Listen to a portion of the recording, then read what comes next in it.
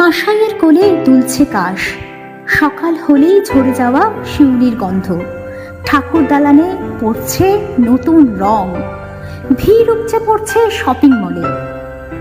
সবে মিলিয়ে পুজোর গন্ধ জগৎ জুড়ে। আর এই শারদ উৎসবে পুরুলিয়া মিররের বিশেষ প্রতিবেদন।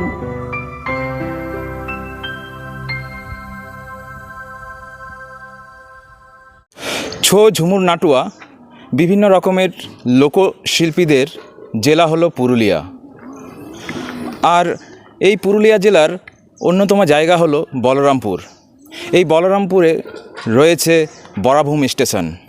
আর এই বরাভূম স্টেশন থেকেই পাড়ি দিয়েছেন ছৌ শিল্পীরা, সাথে রয়েছে ঢাকি শিল্পীরাও।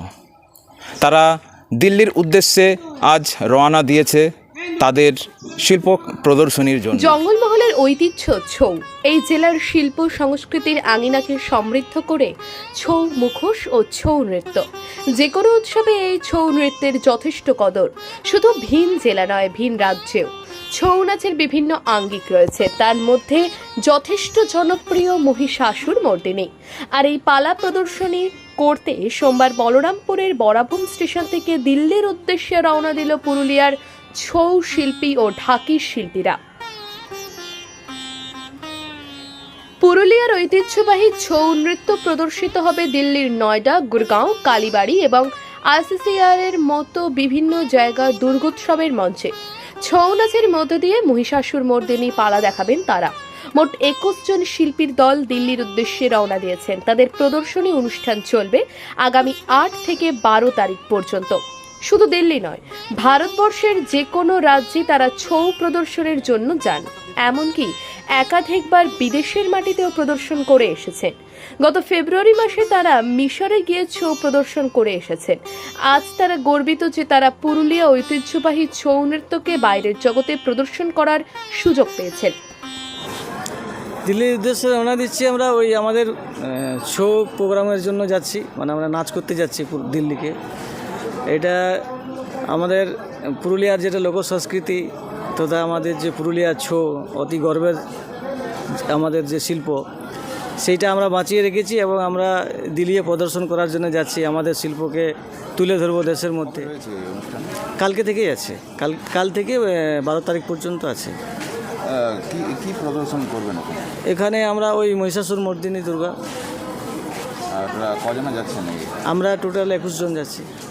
এই দিল্লি যাত্রার পথে 21 জনের দলে শুধু ছৌ শিল্পীরা রয়েছেন তা নয়, রয়েছেন বলরামপুর থানার অন্তর্গত ঢাকিদের গ্রাম পাড়াদ্দা গ্রামের 3 জন ঢাকির দল, যেখানে রয়েছে 14 বছর বয়সী এক ক্ষুদে শিল্পীও। প্রখ্যাত নাটুয়া শিল্পী হাঁড়িরাম কালিন্দির ভাইপো বিশ্বনাথ কালিন্দি হাঁড়িরাম কালিন্দির দ্বারা অনুপ্রাণিত হয়ে শিল্পী জীবনে প্রথমবার দিল্লির উদ্দেশ্যে রওনা দিচ্ছে, তাই সেও খুবই আনন্দিত, গর্বিত। নমস্কার, আমার নাম বিশ্বনাথ কালিন্দি। আমি ওস্তাদ নাটুয়া শিল্পী, ওস্তাদ হাড়িরাম কালিন্দির ভাইপো এবং ওস্তাদ বীরেন কালিন্দি নাটুয়া শিল্পী ওর ভাইপো। আমি দিল্লি যাচ্ছি এই দুর্গাপুজোর উপলক্ষে ঢাকি পার্টিতে ঘন্টি বাজাতে। তাই কেমন লাগছে তোমার? ভালো। আর জানা যাচ্ছে এই দিল্লি যাওয়ার পর তোমরা বিদেশেও যাবে।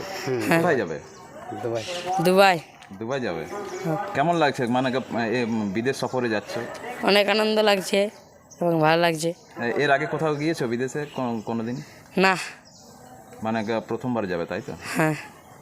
আর দিল্লি গিয়েছো আগে? না, দিল্লি না, এবার প্রথমে যাবো। এবার শুধুমাত্র দিল্লি গিয়েই তাদের এই শিল্পকলা প্রদর্শনী সম্পন্ন হচ্ছে তা নয়, দিল্লি থেকে দুবাইয়ের উদ্দেশ্যে রওনা দিচ্ছেন এক শিল্পী। শুধুমাত্র ভিন রাজ্য নয়, ভিন দেশেও পাড়ি দিচ্ছেন তিনি। আমি বিদেশ ফেরতা বীরেন কালিন্দির আমি মেজো ভাই, হাড়িরাম কালিন্দি আমার বড় দাদা। আমি যাচ্ছি পুজোর উপলক্ষে, আমি দুর্গা পূজায় বাজনা বাজাতে। আমি থাকবো ওখানে 5 দিন, তারপরে ওইখানে থেকে আমি চলে যাবো দুবাই। আমাদের সরকারি প্রোগ্রাম আছে ওইখানে, আমাদের অফিসের থেকেই সব টিকিট করে দিয়েছে প্লেনে আসা যাওয়ার। আমি ওইখানেই প্রোগ্রাম করব। প্রোগ্রাম করে আমরা ফিরবো 17 তারিখে। আমি এখন যাব দিল্লি, পুরুষোত্তমে যাব দিল্লি।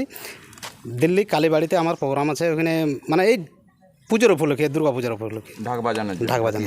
হ্যাঁ, তারপরে ওখান থেকে ওখান থেকে আমরা 14 তারিখে যাব দিল্লি। এই দিল্লি স্টেশন থেকে আমরা ওইখানে প্লেন ধরবো, প্লেন ধরে আমরা চলে যাব দুবাই। দুবাইয়ে কি অনুষ্ঠান রয়েছে? ওটা সরকারি প্রোগ্রাম, ওটা ঢাকি হিসেবে যাবেন নাকি? ওটা নাটক আছে, নাটুয়া নাচ, নাটুয়া শিল্পী হিসেবে। নাটক আসলে। আপনি নাটুয়া নাচও করেন? হ্যাঁ, নাটক নাচ করি। পুরুলিয়ার ঐতিহ্যবাহী ছৌ নৃত্য ও নাটুয়া নৃত্যকে দেশ তথা বিদেশের মাটিতে প্রদর্শিত করতে সর্বদা তৎপর জেলার শিল্পীরা। দুর্গোৎসবের পবিত্র লগ্নে তাদের শিল্পকে সর্বত্র ছড়িয়ে দিয়ে চলেছেন তারা।